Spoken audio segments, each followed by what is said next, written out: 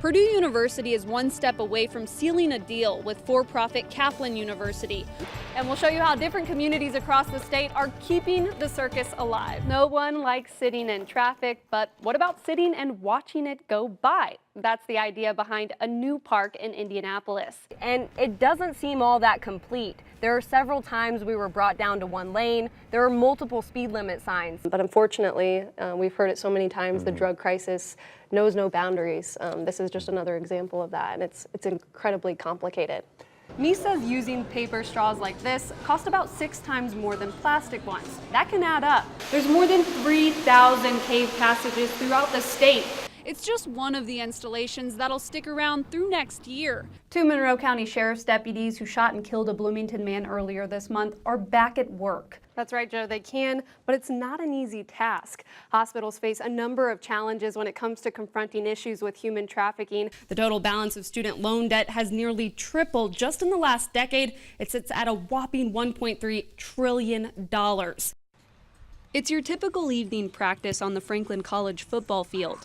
Good ball, good. Come on, German. But the team's newest member of the coaching staff is anything but. Emory Himes has Down syndrome. He's a graduate of a Franklin College program called Inspire, where he took classes with other students.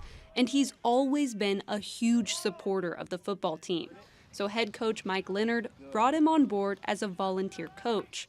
But Leonard says Emory has become so much more. I said, Emory, you're not really a coach. And he kind of looked at me a little funny, and I said, you're the GM. And he's like, GM?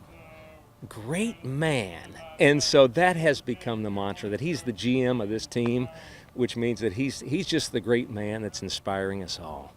Leonard says Emory brings an unconditional love to the team, and he hopes it teaches players that there's more to the game than winning. It's about people. And we've got to get to know that every one of us here is created uniquely different. None of us two alike. The message is already sinking in as players prepare for their first home game Saturday. If something bad happens out on the field and some of us are down, having him on the sideline just to see it and to know that he's having a great time really brings it back down to earth that this is a game and that, you know, we're out here to have fun and he's having fun, so we need to do the same thing. Emory, or Coach E as he tells this group of players to call him, closes out the practice. He tells the players they're a good team and to be a good team at their first game. He'll be right there on the sidelines cheering them on. I will be on Saturday game, and I want to be a good team player. That's all I got. That's awesome.